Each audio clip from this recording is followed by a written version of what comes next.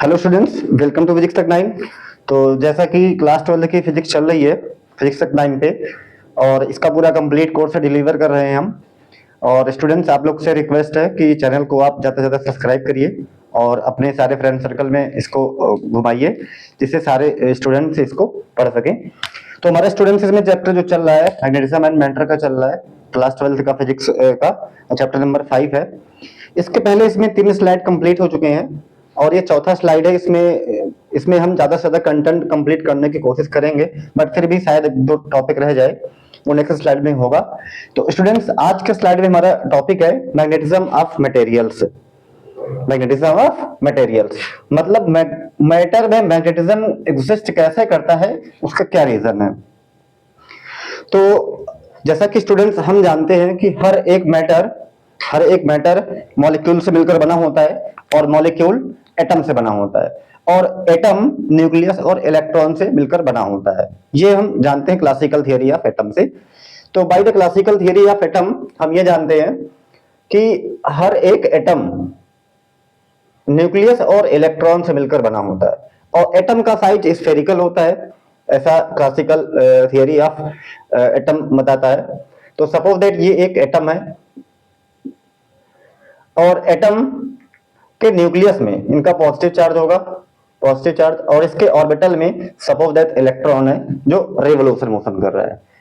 अब students, according to the classical theory of magnetism, sorry classical theory of atom, atom की जो theory है उसमें यह है इलेक्ट्रॉन एक फिक्स ऑर्बिटल में न्यूक्लियस के अराउंड में रिवॉल्व करता रहता है, जिसका एक वेलोसिटी होता है कांस्टेंट वेलोसिटी v, जिसको हम ऑर्बिटल वेलोसिटी भी कहते हैं। और दूसरा कॉन्सेप्ट है ये इलेक्ट्रॉन अपनी एक्सिस पर स्पिन मोशन भी करता है, स्पिन मोशन। अब इस वाले कॉन्सेप्ट से आप समझ जाएंगे कि मैग्नेटिज्म कैसे एग्जिस्ट करता है किसी मटेरियल में और किसी मटेरियल में मैग्नेटिज्म क्यों नहीं एग्जिस्ट करता।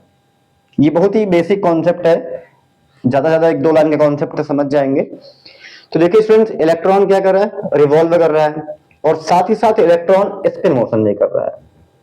ठीक है, अब अगर इलेक्ट्रॉन रिवॉल्व कर रहा है, रिवोल्यूशन मोशन कर रहा है in the fix orbital with the velocity v, तब क्या होगा। हम जानते हैं अगर इलेक्ट्रॉन मूव कर रहा है तो इलेक्ट्रॉन के अपोजिट डायरेक्शन में करंट फ्लो होती है। Current I is equal to rate of flow of electric charge with respect to the time. तो यहां पर स्टूडेंट्स, इलेक्ट्रॉन जो रिवॉल्व कर रहा है एक कंप्लीट साइकिल में, ये एक करंट लूप बना रहा है। क्या बना रहा है, करंट लूप बना रहा है। तो इसमें एक, अगर इलेक्ट्रॉन का जो डायरेक्शन है रिवोल्यूशन का, अगर हमने यहाँ पर शो करा है वो एंटी क्लॉकवाइज डायरेक्शन, तब यहाँ पर क्लॉकवाइज डायरेक्शन में एक करंट फ्लो होगा I, करंट I फ्लो होगा और ये बनाएगा एक करंट करेंग लूप, ये बनाएगा एक current carrying loop.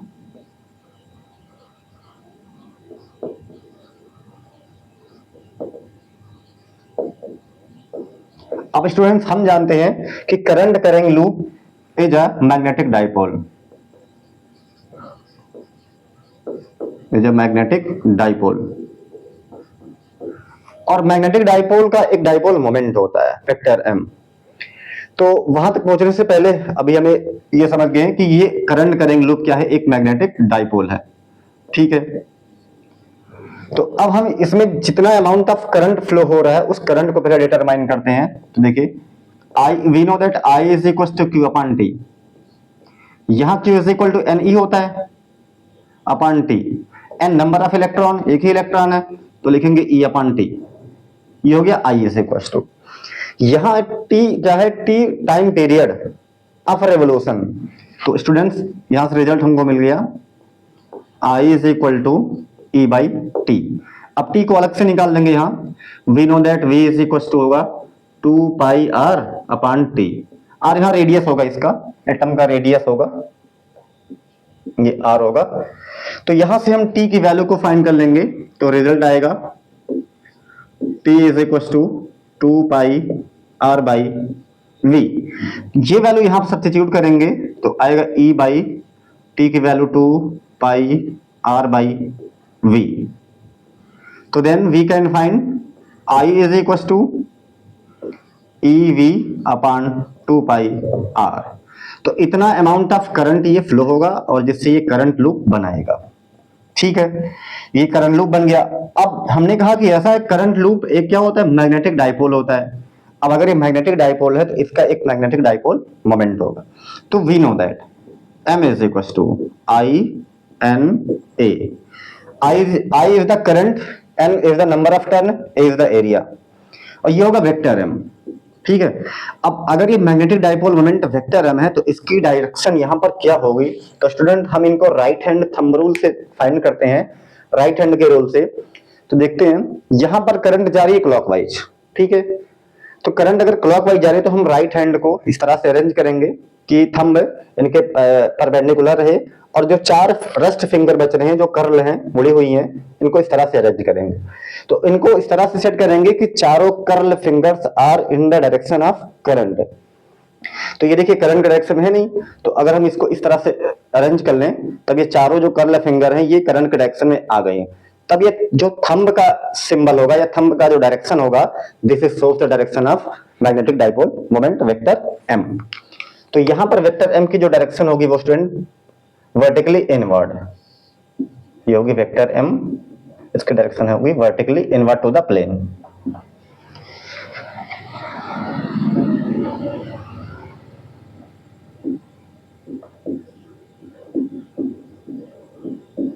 Vertically inward to the plane. ठीक है, ये डायरेक्शन हो गई। यहाँ n नंबर ऑफ टर्न, एक ही नंबर ऑफ टर्न है, तो M इज इक्वल टू, अब हम केवल इसका मैग्नीट्यूड लिख रहे हैं, I n की वैल्यू 1 और A होगा area. M is equal to I की वैल्यू ये सब्स्टिट्यूट कर देंगे इक्वेशन नंबर फर्स्ट से, EV by 2 pi R is to A की वैल्यू होगी पाई R स्क्वायर। यहाँ से एक R कैंसिल होगा, पाई कैंसिल होगा, तो बनेगा EV R बाई 2। ये हो गया वेक्टर M की वैल्यू।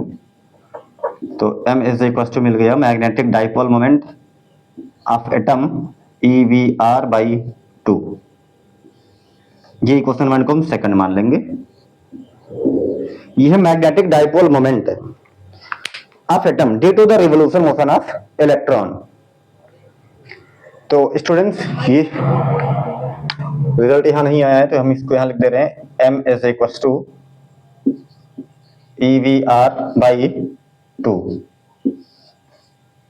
इसको मानेंगे सेकंड इक्वेशन। ये ठीक है, अब यहां पर स्टूडेंट जो ये मैग्नेटिक डाइपोल मोमेंट आया है, इसी डाइपोल मोमेंट की वजह से क्या होगा, इसमें मैग्नेटिज्म क्रिएट होगा। लेकिन यहां पर अब एक बात और है कि electron revolve in a orbital, hence there are produce a magnetic dipole moment and electron spinning about its axis, therefore there are produce a magnetic moment also। अब इलेक्ट्रॉन के स्पिनिंग मोशन की वजह से भी एक क्या बनेगा, permanent angular momentum due to the spin motion of electron. There are produce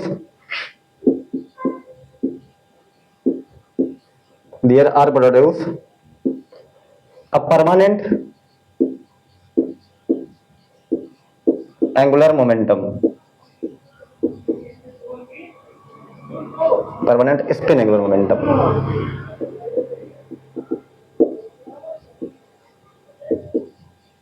spinning angular moment and there are produce a permanent spin angular momentum, permanent spin angular momentum,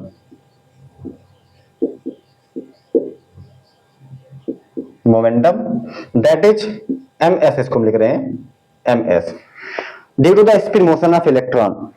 अब students electron जो spin motion कर रहा है इनकी वजह से भी क्या डाइपोल मोमेंट बन रहा है, एंगुलर मोमेंट, ये स्पिन एंगुलर मोमेंटम, स्पिन यहां बोलेंगे spin, dipole moment, spin dipole moment, dipole moment, इसको ms से लिखा जाएगा। अब यहां जो ms, हाँ ये डाइपोल मोमेंट बना है किसकी वजह से, स्पिन मोशन की वजह से, और एक डाइपोल मोमेंट बना है ऑर्बिटल मोशन की वजह से। तो यहां पर दो डाइपोल मोमेंट बन रहे हैं, एक ड्यू टू ऑर्बिटल मोशन और एक ड्यू टू स्पिन मोशन।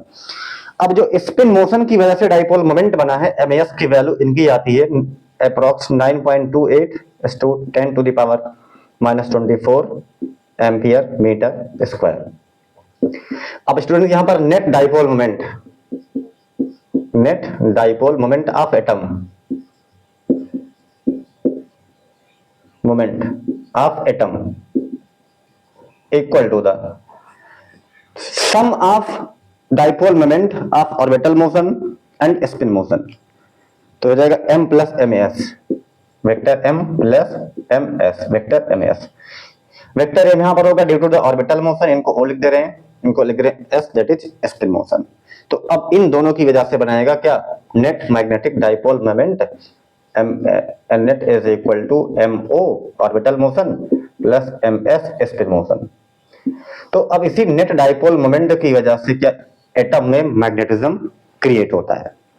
और हाँ यहां पर किसका कंट्रीब्यूशन ज्यादा है, तो यहां पर इसका जो स्पिन ms की वैल्यू है, sorry orbital magnetic moment due to orbital motion, due to orbital motion, ये होता है approx 1/1000 times of ms magnetic moment of due to the spin motion. तो स्टूडेंट्स यहां पर कुल मिलाकर ये कहा जाएगा कि ऑर्बिटल मोशन का कंट्रीब्यूशन कम होता है मैग्नेटिज्म में, एटम में या मैग्नेट में, एटम में मैग्नेटिज्म के लिए ऑर्बिटल मोशन का कंट्रीब्यूशन कम होता है और स्पिन मोशन का कंट्रीब्यूशन ज्यादा होता है। ठीक है, तो इन ऑर्बिटल मोशन का कंट्रीब्यूशन कम, स्पिन मोशन का ज्यादा, therefore there are exist a net magnetic dipole moment in an atom, and each atom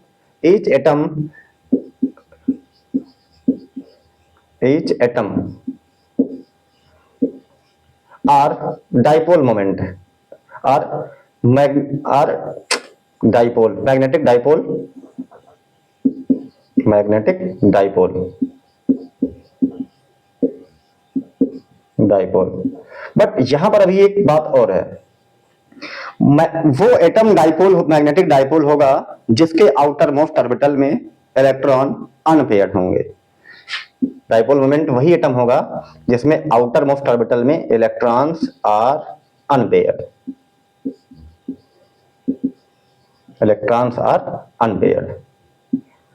अब जिस भी एटम के आउटर मोस्ट ऑर्बिटल में इलेक्ट्रॉन पेयर्ड होंगे, जैसे सपोज दैट इसमें 2 इलेक्ट्रॉन होते हैं, तो अगर इलेक्ट्रॉन पेयर्ड हैं तो क्या होगा, तो उनकी वजह से जो डाइपोल मोमेंट बनेगा उनकी डायरेक्शन भी अपोजिट रहेगी। तो m net is equal to 0 हो जाएगा। तो स्टूडेंट अगर इलेक्ट्रॉन के आउटर मोस्ट ऑर्बिटल में इलेक्ट्रॉन पेयर्ड हैं, पेयर्ड इलेक्ट्रॉन, तब क्या होगा, m net is equal to 0, ये हो जाएगा 0।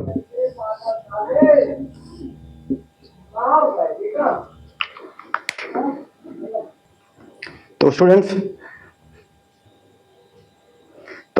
अगर इलेक्ट्रॉन पेयर्ड होंगे एटम में, सपोज दैट कोई एटम है, इसमें आउटर मोस्ट ऑर्बिटल में इलेक्ट्रॉन 2 इलेक्ट्रॉन है, पेयर्ड है, तो दोनों का स्पिन क्या होगा, अपोजिट होगा।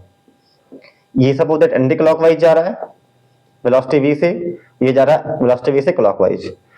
अब अगर पेयर्ड इलेक्ट्रॉन है तो इन दोनों की वजह से जो मैग्नेटिक डाइपोल मोमेंट बनेगा, magnetic dipole moment that will be equal and in opposite direction. जैसे इस इलेक्ट्रॉन की वजह से करंट लूप बनेगा ये वाला, और इनकी वजह से जो मैग्नेटिक डाइपोल मोमेंट बनेगा वो m बनेगा, वेक्टर m वर्टिकली डाउनवर्ड।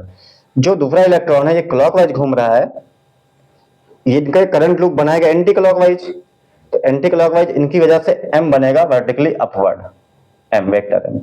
तो both magnetic dipole moment are equal and opposite direction, जिससे कि m नेट बराबर हो जाएगा 0। ये होगा किसके लिए, वो एटम जिसके आउटर मोस्ट ऑर्बिटल में पेयर्ड इलेक्ट्रॉन होंगे उनके लिए। अब स्टूडेंट्स यहां पर देखते हैं, सपोज दैट हम किसी क्रिस्टल को बनाते हैं, ये एक कोई क्रिस्टल है, सब्सटेंस है, इसका हर एक एटम मैग्नेटिक डाइपोल मोमेंट होगा जिसमें अनपेयर्ड इलेक्ट्रॉन है, कोई भी ले लिया जाए। ये जो वेक्टर यहां डिनोट किया गया है ये डाइपोल मोमेंट को डिनोट कर रहा है, ठीक है। लेकिन ये अगर इनको हम देखें कि m net is equal to, या if b external equal to 0, मतलब ये एक्सटर्नल मैग्नेटिक फील्ड में नहीं रखा गया है, तो इनका m net is equal to तब भी रहेगा क्या, 0 रहेगा m नेट। अब m नेट 0 क्यों रहेगा, क्योंकि ये एक एटम को दिखा रहा है, एक एटम या एटॉमिक डाइपोल को बता रहा है, एटॉमिक डाइपोल। तो हर एक एटॉमिक डाइपोल का अपोजिट एंड इक्वल मैग्नीट्यूड का डाइपोल मोमेंट इसमें रहेगा, जिसकी वजह से m नेट 0 हो जाएगा।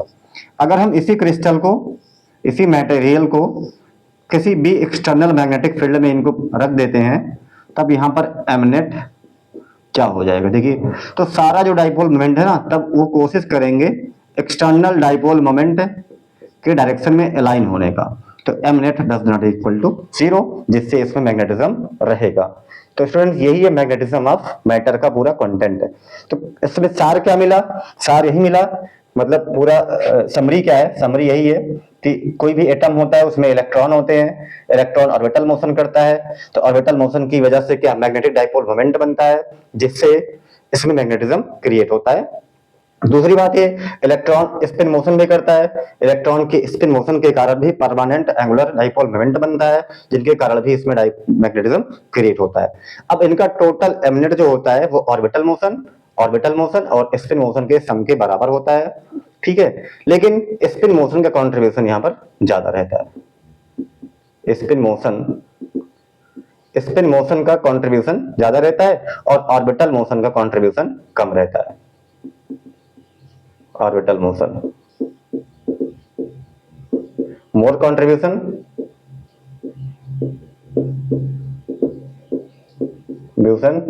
इनका रहेगा लेस कंट्रीब्यूशन इन मैग्नेटिज्म। तो स्टूडेंट यही पूरी कहानी है कि मैग्नेटिज्म ऑफ मटेरियल किस तरह से बनता है। हाँ, इसको हम आगे पढ़ेंगे एटॉमिक मॉडल ऑफ मैग्नेटिज्म में, वहां इनको और डिटेल में पढ़ेंगे। तो स्टूडेंट हमारा नेक्स्ट टॉपिक है magnetic moment of revolving electron. तो जो इलेक्ट्रॉन रिवॉल्व कर रहा है एटम के आउटर मोस्ट ऑर्बिटल में, उस इलेक्ट्रॉन की वजह से जो मैग्नेटिक डाइपोल मोमेंट बन रहा है उसकी वैल्यू कितनी है, और यहां पर हमें ये भी बताना है कि जाइरो मैग्नेटिक रेशियो क्या है एंड बोहर मैग्नेटॉन क्या है। तो ये स्टूडेंट बहुत बेहतरीन टॉपिक है, magnetic moment of revolving electron in a atom. तो स्टूडेंट्स जैसा कि हम जानते हैं कि एटम का जो साइज होता है वो स्फेरिकल होता है due to classical theory of atom, classical model of atom. और इलेक्ट्रॉन जो है ये रिवॉल्व कर रहा है विद ऑर्बिटल वेलोसिटी v से, इनका रेडियस सपोज दैट r कर लेते हैं। अब इलेक्ट्रॉन यहाँ पर हमने डिनोट किया है क्लॉकवाइज, एंटी क्लॉकवाइज जा रहा है, तो करंट जो बनेगा क्लॉकवाइज बनेगा। करंट क्लॉकवाइज बनेगा तो मैग्नेटिक डाइपोल मोमेंट ये वर्टिकली डाउनवर्ड वेक्टर m बनाएगा। ये हमने कहा था राइट हैंड रूल, इससे हम फाइंड करते हैं वेक्टर m की डायरेक्शन को। तो यहाँ पर हमें m को फाइंड करना है। देखिए स्टूडेंट, तो यहाँ पर होगा कि ये करंट लूप बनाएगा, तो करंट लूप में जो करंट फ्लो होगा I is equal to Q upon में T, Q is equal to NE upon T, N is equal to 1 तो A upon T, I is equal to E upon T की value 2 pi R by V ये आएगा, और that is E V upon 2 pi R। तो यहाँ जो current आ गया इसमें E V upon 2 pi R, ये इतना amount of current due to one electron इनके ऑर्बिटल में फ्लो कर रहा है, जो एक करंट लूप बना रहा है, इतना एम्पियर का करंट। अब हमें यहाँ निकालना मैग्नेटिक डाइपोल मोमेंट, तो m is equal to we know that I ना होता है, I n नहीं, वैल्यू पुट कर देंगे तो m इज इक्वल टू आएगा I की value E V upon 2 pi R, N number of turn 1, A area pi R square, यहाँ से पाई पाई कैंसिल, एक आर कैंसिल, तो m इज इक्वल टू आएगा ई वी आर बाई 2। ये इतना आएगा magnetic dipole moment ampere metre square. ये इतना आ गया magnetic dipole moment due to the revolution motion of electron in a atom. ठीक है, अब स्टूडेंट्स हम इसको और थोड़ा सिंपलीफाई करते हैं कि m की वैल्यू जो इतनी आई है, ठीक है, इनका direction vertically downward to the plane है। वी नो दैट अब इलेक्ट्रॉन स्पिन मोशन भी कर रहा है, इलेक्ट्रॉन स्पिन मोशन भी कर रहा है, तो इनका एक एंगुलर मोमेंटम होगा, angular momentum of electron, angular momentum of electron. तो इसको हम L से लिख सकते हैं, L, और इसको J से भी लिखा जाता है, J is equal to M V R. यहां पर m होगा mass of electron, v orbital velocity, r radius of the atom. ठीक है, तो यहां पर L की वैल्यू आ गई। ठीक है, अब क्या करेंगे, इनको मान लेंगे इक्वेशन नंबर फर्स्ट, इनको मान लेंगे इक्वेशन नंबर सेकंड, दोनों को डिवाइड कर देंगे तो m बाई एल, m यहाँ मैग्नेटिक डाइपोल मोमेंट, l यहाँ पर एंगुलर मोमेंटम। तो m की वैल्यू आई है E V R by 2 into M V R. तो यहाँ से वी आर दोनों कैंसिल हो जाएंगे, तो आएगा m by L is equal to E by 2m। ठीक है स्टूडेंट, यहाँ पर L भी एक वेक्टर क्वांटिटी है और m भी एक वेक्टर क्वांटिटी है। अगर हम L को ट्रांसपोज करेंगे राइट साइड में तो क्या बनेगा, देखिए m is equal to E by 2m is to L। अब वेक्टर फॉर्म में जब लिखेंगे तो vector m is equal to E by 2m is to vector L, but यहाँ आएगा माइनस। रीजन ये है कि वेक्टर L की डायरेक्शन वेक्टर M के अपोजिट होती है। वेक्टर M अगर डाउनवर्ड है तो वेक्टर L जो होगा वो वर्टिकली अपवर्ड होगा। ये स्टूडेंट्स हो गया, ये हो गया हमारा अगला इक्वेशन, इनको मानेंगे इक्वेशन नंबर 3। और अगर हम इसको m बाई एल लिख दें, जैसे जो इसके पहले यहाँ लिखा गया है, जैसे हम इसको लिख सकते हैं कि vector m by L, vector m by vector l is equal to minus e by 2m. This expression is called gyromagnetic ratio. Gyromagnetic ratio.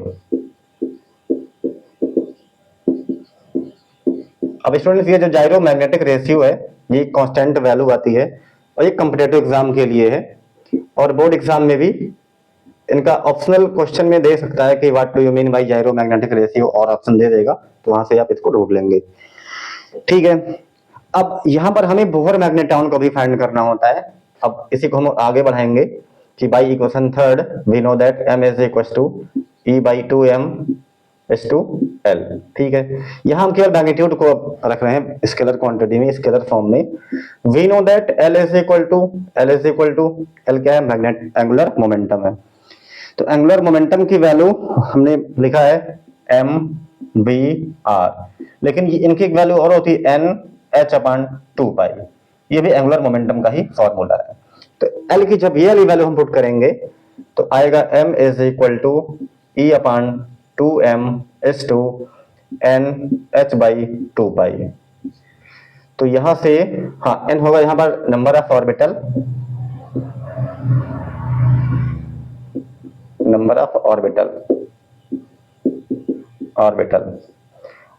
तो इफ n बराबर 1, इफ n बराबर 1 मतलब फॉर फर्स्ट ऑर्बिटल, तो n की value 1 यहां put करेंगे तो आएगा magnetic dipole moment m is equal to e by 2m h is to 2 पाई।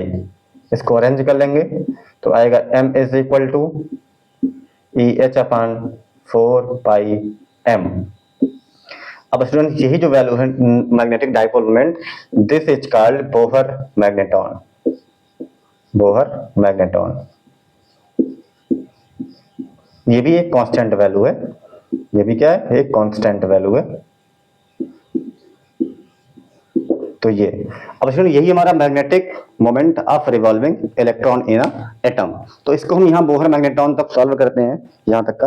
ये कॉम्पिटिटिव एग्जाम में दिया जाता है, बोहर मैग्नेट्रॉन की वैल्यू कितनी है या ये किसके इक्विवेलेंट है, फिर और जा रहे मैग्नेटिक रेशियो, दोनों इंपॉर्टेंट टर्म है। इस तरह से हम समझ पाए कि एटम में क्या है, एक एमनेट होता है जिससे कि एटम क्या है, एक मैग्नेटिक डाइपोल है। एटम क्या है, एक मैग्नेटिक डाइपोल होता है, डाइपोल। अब हर एक एटम मैग्नेटिक डाइपोल हो ये भी पॉसिबल नहीं है, हर एक एटम मैग्नेटिक डाइपोल हो ये भी पॉसिबल नहीं है, क्योंकि जिन इलेक्ट्रॉन के आउटर मोस्ट ऑर्बिटल में पेयर इलेक्ट्रॉन होंगे वहां एमनेट जीरो हो जाता है।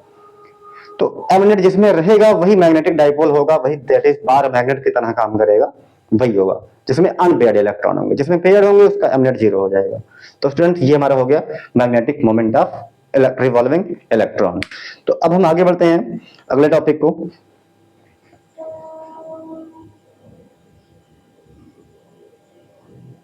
तो स्टूडेंट्स हमारा नेक्स्ट टॉपिक है some important terms related to magnetism. तो मैग्नेटिज्म में स्टूडेंट्स कुछ इंपॉर्टेंट टॉपिक्स अभी आएंगे, जैसे मैग्नेटिक इंटेंसिटी आएगा, intensity of magnetization, magnetic induction, magnetic flux, और इसमें आएगा ससेबिलिटी, मैग्नेटिक ससेबिलिटी और मैग्नेटिक परमेबिलिटी। तो ऐसे कुछ इंपॉर्टेंट टर्म्स हैं जिनको डिफाइन करना, जिनके फॉर्मूले को समझना इंपॉर्टेंट होता है, फिर हम आगे को समझ पाएंगे। तो जैसे हमारा इसका पहला टर्म होगा कि मैग्नेटिक इंटेंसिटी।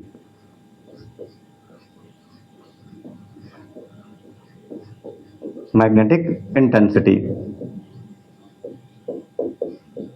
वेक्टर एच, ये एक वेक्टर क्वांटिटी होती है, vector H.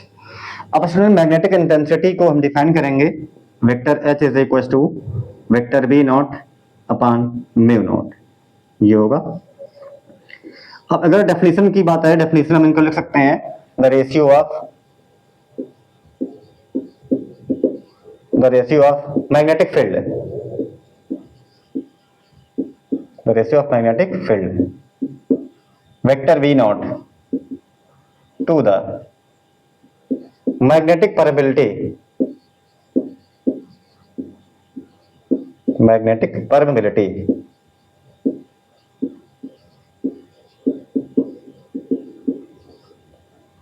Magnetic permeability in air और वैक्यूम, इन एयर और vacuum, that is mu not is equal to the या is called magnetic intensity vector h. इनका जो एसआई यूनिट होगा, एसआई यूनिट जो होगा वेक्टर एच का, ये होगा टेस्ला होगा, टेस्ला। यहां पर स्टूडेंट म्यू नॉट जो है मैग्नेटिक परमेबिलिटी एयर और वैक्यूम होता है, और इनकी वैल्यू होती है 4 pi s to 10 to the power -7 newton पर एम्पियर स्क्वायर। इनकी वैल्यू होती है न्यूटन पर एम्पियर स्क्वायर, और इनका एक यूनिट और होता है टेस्ला मीटर पर एम्पियर, टेस्ला मीटर पर एम्पियर। ये म्यू नॉट की वैल्यू है, मैग्नेटिक परमेबिलिटी इन एयर और वैक्यूम का है। तो हमारा जो पहला डेफिनेशन है, पहला टर्म है वो मैग्नेटिक इंटेंसिटी वेक्टर एच। तो इस तरह से हमने इसको डिफाइन किया। नेक्स्ट होगा intensity of magnetization, intensity of magnetization.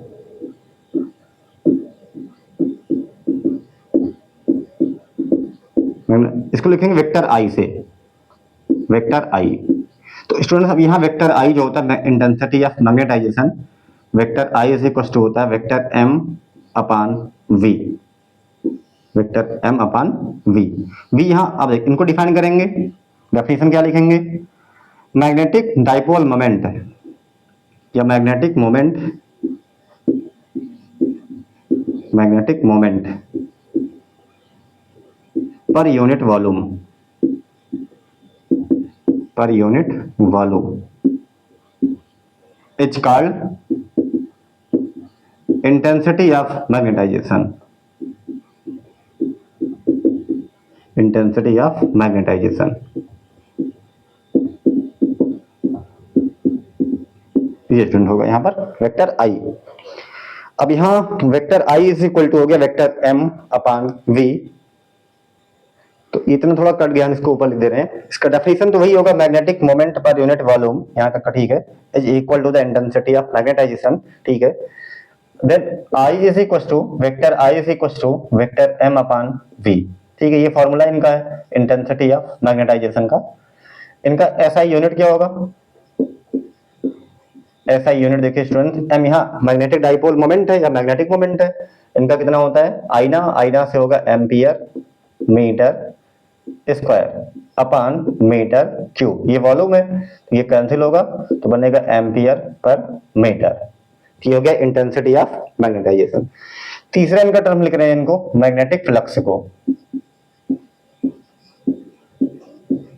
Magnetic flux phi B,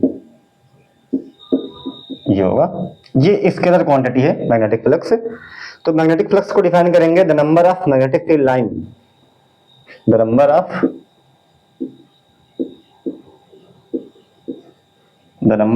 magnetic field lines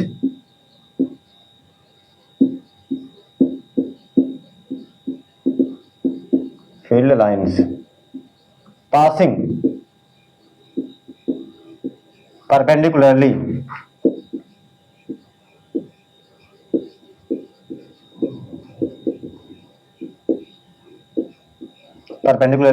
to unit surface area, to per unit surface area, per unit surface area, surface area, ये होगा phi is equal to phi B is equal to vector B dot vector A, ये इनका formula है। अब इस फार्मूले के behalf पर इनका एक डेफिनेशन और लिख सकते हैं।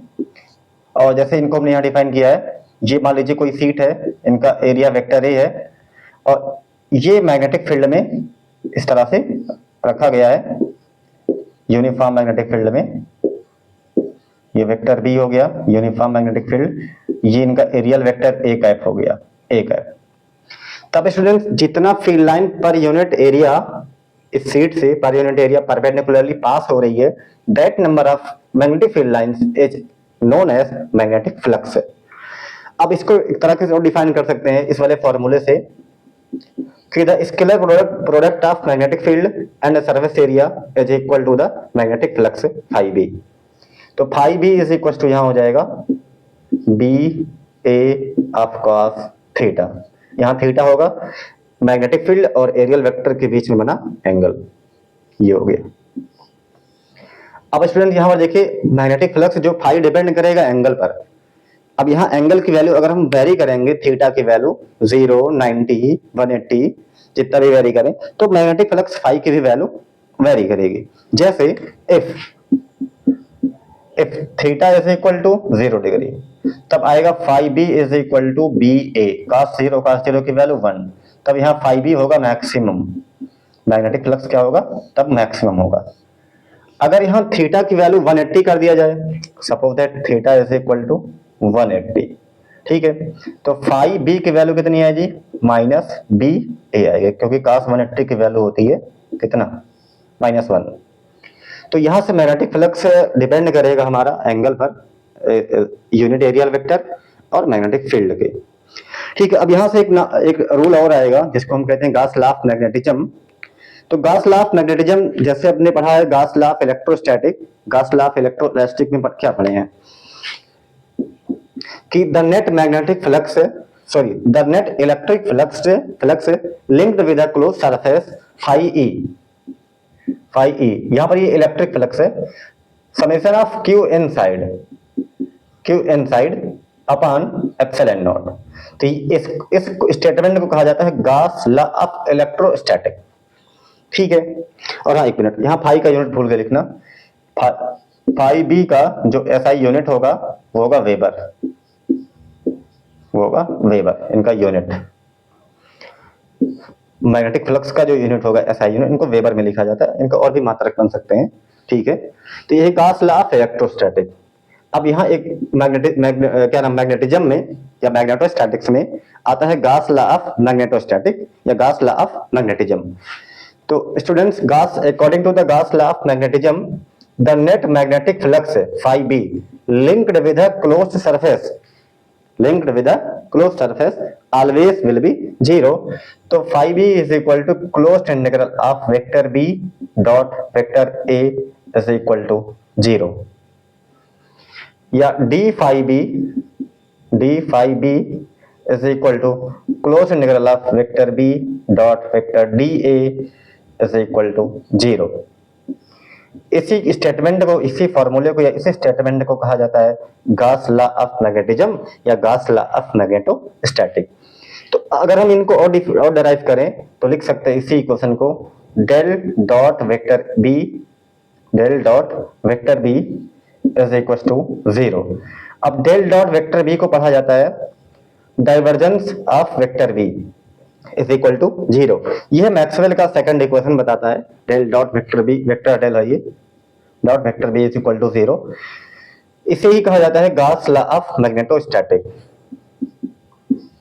Gauss law of magnetostatic, Gauss law of, यहां लिख दे रहे हैं मैग्नेटोस्टैटिक, मैग्नेटोस्टैटिक्स, और इसे ही कहा जाता है गॉस लॉ ऑफ मैग्नेटिज्म। ठीक है, तो यहां से student Gauss law of magnetostatic का एक रिजल्ट है, एक कॉन्सिक्वेंसेस ये है कि magnetic monopole does not exist, magnetic monopole does not exist. इसका मतलब यह है कि मैग्नेट का कोई एक पोल, जैसे नॉर्थ पोल ले लिया जाए या केवल साउथ पोल ले लिया जाए, ये केवल सिंगल पोल एग्जिस्ट नहीं करता है। मैग्नेट के दोनों पोल एक साथ में एक पेयर में रहते हैं, या फिर ये कहा जाए किसी मैग्नेट के पोल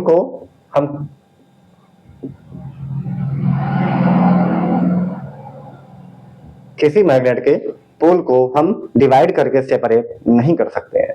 इनको हम एटॉमिक लेवल पर भी क्यों डिवाइड कर दें, बट हम इनके नॉर्थ पोल और साउथ पोल को अलग अलग भागों में डिवाइड नहीं कर सकते, सेपरेट नहीं कर सकते, या फिर नॉर्थ पोल अलग हो जाए और साउथ पोल अलग हो जाए, ये इम्पॉसिबल घटना है। क्योंकि गॉस लॉ ऑफ मैग्नेटोस्टैटिक यही कह रहा है, गॉस लॉ ऑफ मैग्नेटोस्टैटिक का जो कॉन्सिक्वेंसेस है वो यही है कि magnetic monopole does not exist.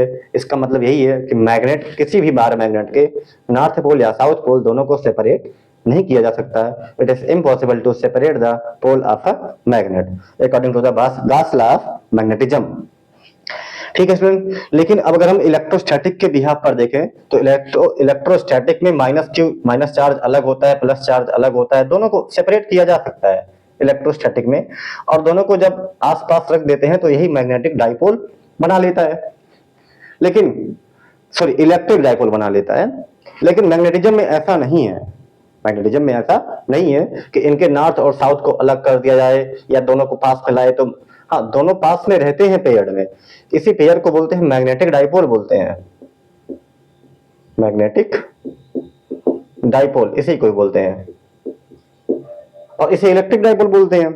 तो इलेक्ट्रिक डाइपोल में देखिए इनको हम डिवाइड कर सकते हैं चार्ज को, लेकिन मैग्नेटिक डाइपोल के चार्ज नहीं बोलेंगे, ये पोल को हम सेपरेट नहीं कर पाएंगे। तो ठीक है स्टूडेंट, ये हो गया हमारा कितना, 3 डेफिनेशन, 3 टर्म हो गए, 3 डेफिनेशन।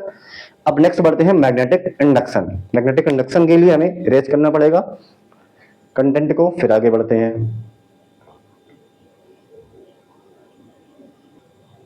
तो स्टूडेंट हमारा चौथा टॉपिक है या चौथा टर्म है मैग्नेटिज्म का, मैग्नेटिक इंडक्शन वेक्टर बी।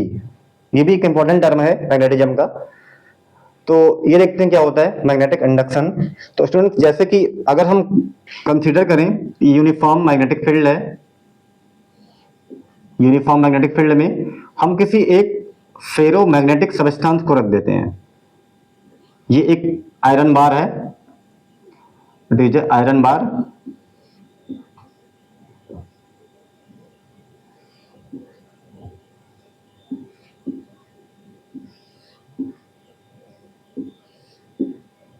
ये बी नॉट है, एक्सटर्नल मैग्नेटिक फील्ड है।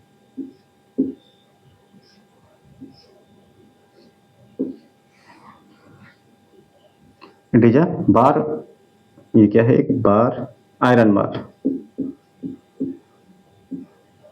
Iron bar. ठीक है, तो मैग्नेटिक इंडक्शन को हम इस तरह समझ सकते हैं कि अगर किसी हम फेरोमैग्नेटिक सब्सटेंस जैसे आयरन बार को यूनिफॉर्म एक्सटर्नल मैग्नेटिक फील्ड में रख दें, प्लेस कर दें, तब क्या होगा? तब इस आयरन बार में मैग्नेटिज्म इटसेल्फ क्रिएट हो जाता है, इसमें मैग्नेटिज्म क्रिएट हो जाता है। इसी घटना को हम कहते हैं मैग्नेटिक इंडक्शन। जैसा कि आपने देखा होगा कि एक आयरन, मान लीजिए आयरन है ये, या स्पीकर का आयरन देखा हो, स्पीकर का मैग्नेट देखे होंगे ऐसे जो गोल सा होता है, स्पीकर का मैग्नेट। इस स्पीकर के मैग्नेट पर जब हम आयरन की नेल चिपका देते हैं, लोहे की कील ढेर सारी, तो जब इसको हम बाहर निकाल देते हैं, अलग कर देते हैं, तब देखते हैं जो लोहे की कील है, आयरन नेल्स है, तब भी इन कील्स में, इन नेल्स में कुछ मैग्नेटिज्म शेष रह जाता है, कुछ मैग्नेटिज्म रह जाता है, रिटेन कर जाता है इन आयरन के कील्स में, आयरन नेल्स में। क्यों रह गया? क्योंकि इनको एक मैग्नेट पर रखा गया था। अब ये मैग्नेटाइज्ड हो गया, इसमें कुछ मात्रा में मैग्नेटिज्म आ गया, इसी घटना को कहा जाता है मैग्नेटिक इंडक्शन। हाँ, अब इसको डिफाइन कैसे करेंगे? देखिए, जब किसी आयरन बार को external magnetic field vector B में, बी नॉट में रख दिया जाता है, तो क्या होता है कि इस बार, आयरन बार का एक एंड नॉर्थ पोल और एक एंड साउथ पोल बन जाता है, एक एंड नॉर्थ पोल और एक एंड साउथ पोल। ठीक है, जिससे ये मैग्नेटाइज्ड हो गया, इसमें मैग्नेटिज्म आ गया, और मैग्नेटिज्म जो आ गया इसमें, इसी घटना को कहेंगे मैग्नेटिक इंडक्शन। अब अगर इसका एक पोल नॉर्थ, एक एंड नॉर्थ पोल और एक एंड साउथ पोल बन गया, जो एक बार मैग्नेट के जैसा होता है, तब यहां से एक नई फील्ड लाइन क्रिएट होंगी जो north pole to south pole की तरफ आएंगी। ये हो गया स्टूडेंट्स, ये हो गया।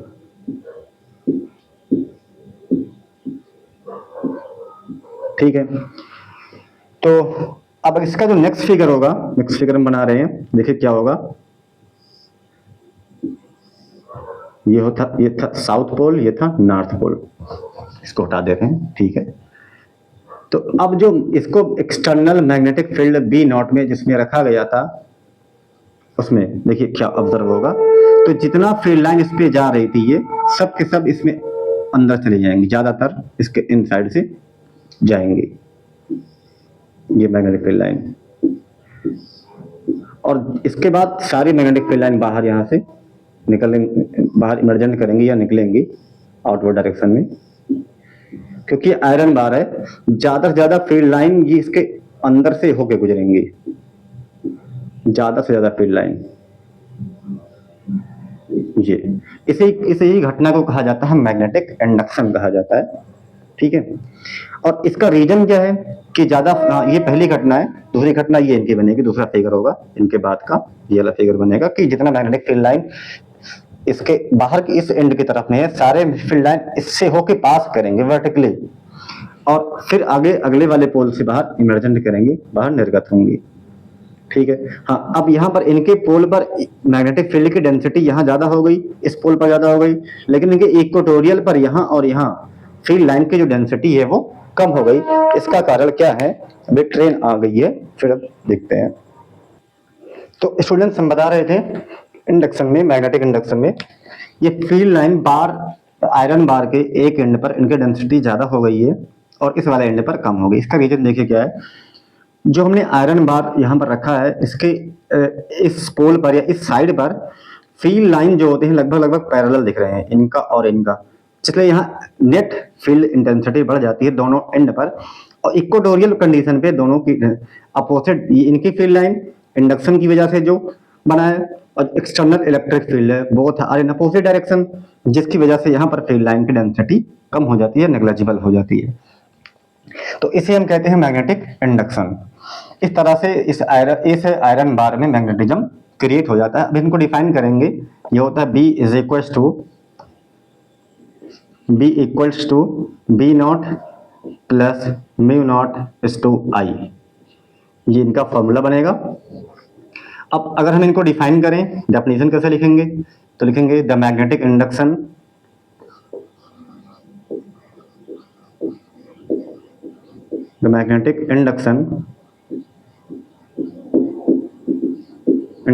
vector B is the sum of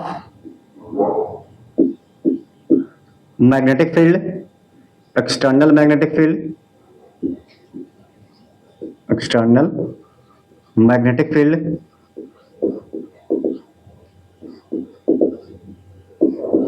vector B naught and magnetic field, magnetic field produced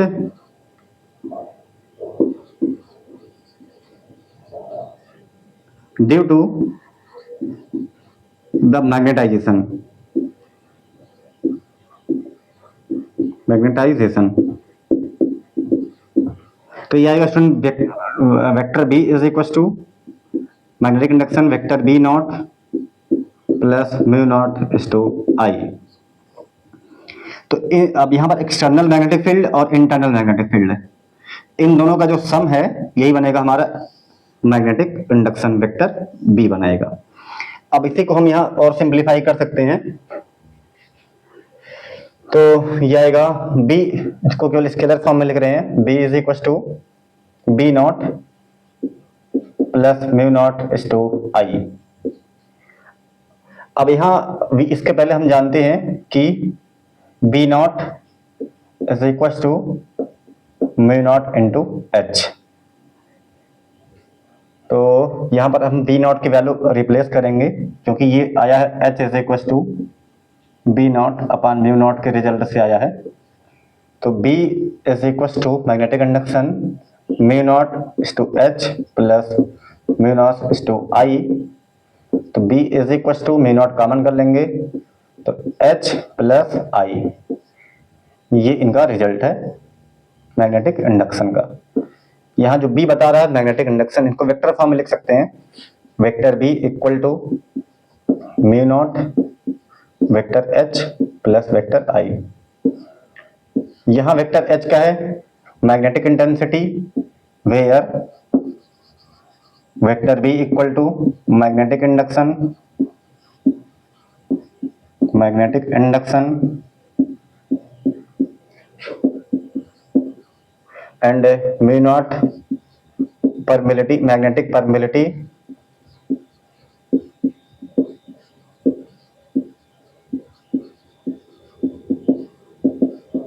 magnetic permeability in air और vacuum.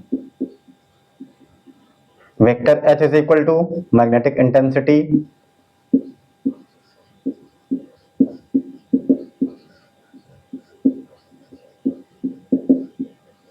and vector I is equals to intensity of magnetization.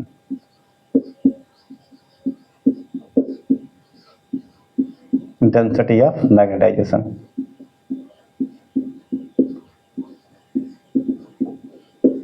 तो ये स्टूडेंट हमारा हो गया magnetic induction vector B. अब I hope सबको समझ में आ गया हो जाएगा ये बहुत एग्जैक्टली। हमने इनको बहुत कंटेंट वाइज कंप्लीट करने की कोशिश की है, जिससे आपको सारा कंटेंट इजीली समझ में आए और याद भी हो जाए। तो नेक्स्ट इसका पांचवा टर्म होगा मैग्नेटिक ससेप्टिबिलिटी। हाँ स्टूडेंट, क्या एसआई यूनिट जो होगा मैग्नेटिक इंडक्शन का, एसआई यूनिट इनका होगा टेस्ला, ये होगा Tesla. SI unit magnetic induction का है टेस्ला और वेबर पर मीटर स्क्वायर, और ये इसका एक रिलेशन होता है 1 tesla is equal to 10⁴ gauss. ये भी एक रिलेशन होता है, गॉस यहाँ पर इनका सीजीएस में यूनिट होता है। तो स्टूडेंट्स, इनका मैग्नेटिक इंडक्शन का जो एसआई यूनिट होता है वो टेस्ला होता है या वेबर पर मीटर स्क्वायर होता है। ठीक है, नेक्स्ट टॉपिक हम देखते हैं मैग्नेटिक ससेप्टिबिलिटी। ये भी इंपॉर्टेंट टर्म है। तो स्टूडेंट, मैग्नेटिक ससेप्टिबिलिटी ये क्या होता है, इसको काई एम से डिनोट किया जाता है, काई एम। मैग्नेटिक ससेप्टिबिलिटी पढ़ते हैं इनको, मैग्नेटिक ससेप्टिबिलिटी। तो स्टूडेंट ये होता है chi M is equal to I by H, ये होता है। इसको डिफाइन करेंगे, डेफिनेशन लिखेंगे, the ratio of the ratio of intensity of magnetization, intensity of magnetization,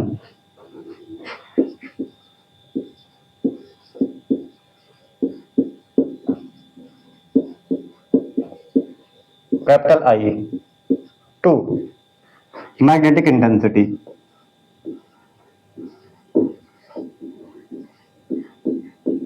magnetic intensity capital H, it's called magnetic susceptibility. अब इनका स्टूडेंट यूनिट जो होता है ये होता है डायमेंशनलेस होता है। इनका यूनिट अगर बात करें, unit is equal to no unit, no unit, कोई यूनिट नहीं होता है, क्योंकि आई की जो यूनिट होती है वही यूनिट एच की होती है, तो दोनों यूनिट कैंसिल हो जाएंगे, तो ये नो यूनिट होगा और ये डायमेंशनलेस होगा, dimensionless quantity, dimensionless quantity. But यहाँ पर कुछ होते हैं, जैसे अगर हम इनको डिफाइन करें, for diamagnetism, diamagnetic substance, diamagnetic substance के लिए काई एम की जो वैल्यू होती है वो नेगेटिव होती है, एंड काई एम की वैल्यू ये कहीं या फिर लेस देन 1 होती है। इसी तरह से फॉर पैरामैग्नेटिक सब्सटेंस के लिए काई एम की वैल्यू होती है पॉजिटिव होती है, लेस पॉजिटिव होगी, और काई एम की वैल्यू होगी ग्रेटर देन 1। इसी तरह से फॉर फेरोमैग्नेटिक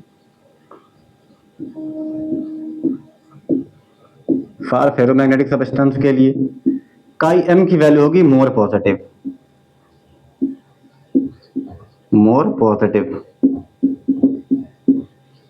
दैट इज काई am much greater than 1 plus 1, ये होता है। ये स्टूडेंट हमारा है मैग्नेटिक ससेप्टिबिलिटी। इस तरह से इनको डिफाइन किए, ratio of intensity of magnetization I to the magnetic intensity H is called magnetic susceptibility. Magnetic susceptibility अलग अलग मटेरियल के अलग अलग होता है, डाया के लिए अलग, पैरा के लिए अलग, एंड फेरो के लिए अलग। छठवां हमारा जो नेक्स्ट टर्म होगा हमारा magnetic permeability, magnetic permeability.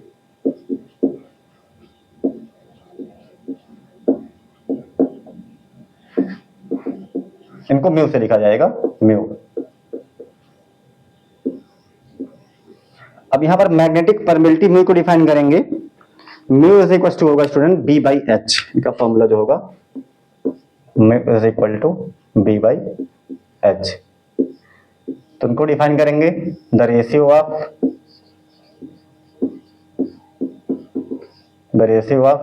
Magnetic induction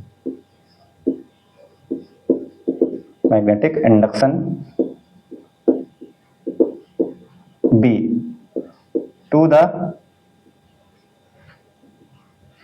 to magnetic intensity H.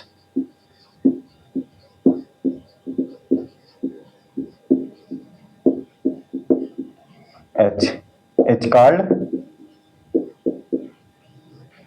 magnetic permeability. Magnetic permeability.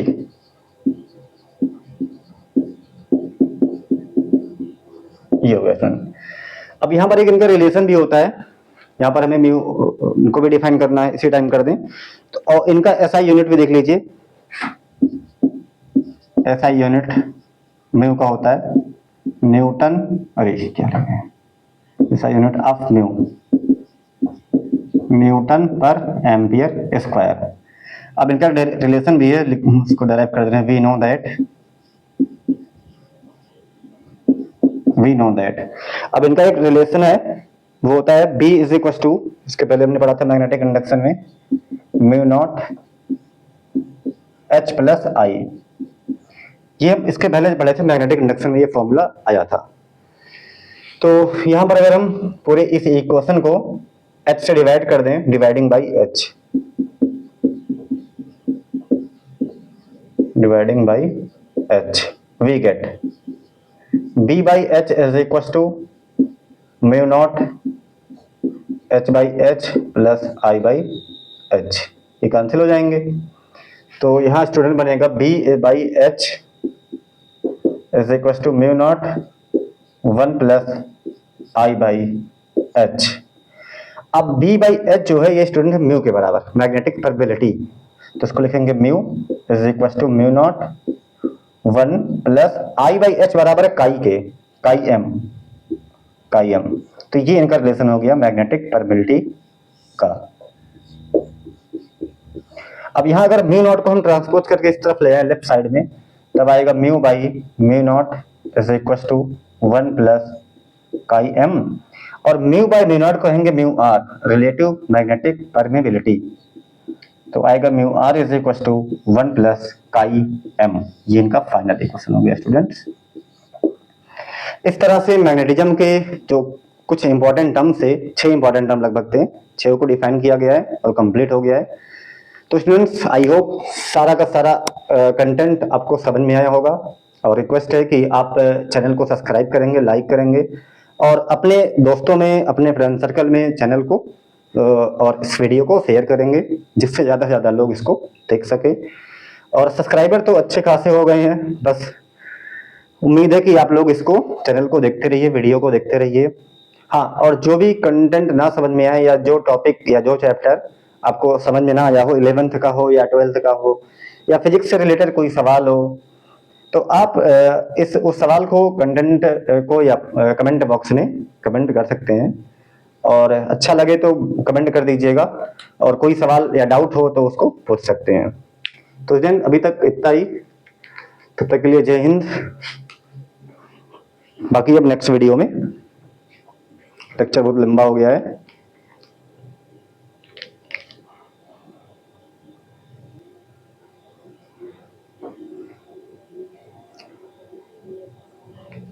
तो स्टूडेंट्स सभी को बहुत बहुत धन्यवाद, थैंक यू। चैनल को सब्सक्राइब आप लोगों ने किया भी है, पढ़ भी रहे हैं।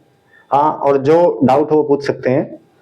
हाँ, इसमें वीडियो में ये टॉपिक इसके पहले कुछ कट जा रहा था, ये वाला लास्ट वाला, तो इसलिए हमने थोड़ा कैमरा को रोटेट किया है, जिससे कि अब ये आ गया। हाँ, हमने इसको पूरा हर एक टॉपिक को बाकायदे बोल करके एक्सप्लेन किया है, तो वहां से आप समझ जाएंगे। ठीक है स्टूडेंट्स, अब बाकी जो इसके बाद का नेक्स्ट टॉपिक है वो है हमारा hysteresis loop, hysteresis curve loop. वो भी बहुत इंपॉर्टेंट है, हालांकि ये लेक्चर लेंदी हो भी गया है, लंबा, तो वो वाला हम नेक्स्ट वीडियो में, नेक्स्ट लेक्चर में उसको कंप्लीट कर देंगे। इसके बाद ये मैग्नेटिज्म मैटर लगभग कंप्लीट हो जाएगा, और नेक्स्ट वीडियो में न्यूमेरिकल भी रहेगा, और जो टॉपिक कंटेंट छूटा हुआ है हिस्टैरिसीस लॉस का, वो भी उसमें कंप्लीट कर देंगे। तब तक के लिए थैंक यू।